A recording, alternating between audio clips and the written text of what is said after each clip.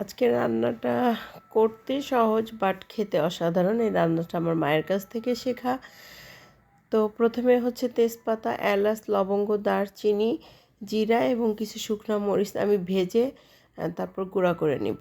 এরপর হচ্ছে সরিষার সঙ্গে কিছু কাঁচামরিচ এবং লবণ দিয়ে পেস্ট করে নিব।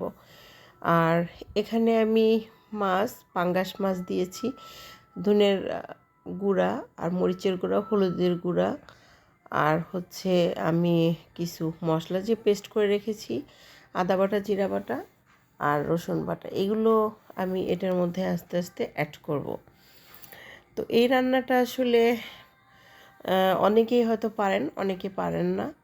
এই রান্নাটা খেতে অসাধারণ হয়। এটা আসলে মাছ লাগে না, শুধু মশলা দিয়েই ভাত খাওয়া যায়।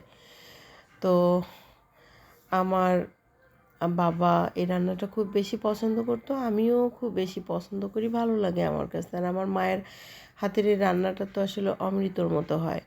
তো এর মধ্যে আমি যে বেটে রাখা যে সরিষাটা, এটা আমি এর মধ্যে অ্যাড করব।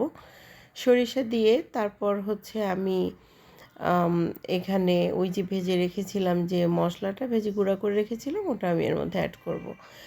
তো অ্যাড করা হয়ে গেলে আমি এটাকে সুন্দর করে মাখাবো। যতটা মাখানো সুন্দর হবে তরকারির টেস্টটা তত বেশি হবে। তো এখানে সরিষার তেল দিয়েছি আমি, দিয়ে আমি এটাকে মেখে যতটুকু পরিমাণ হাত ধুতে পানি লাগে অতটুকু পরিমাণ পানি এখানে আমি অ্যাড করব।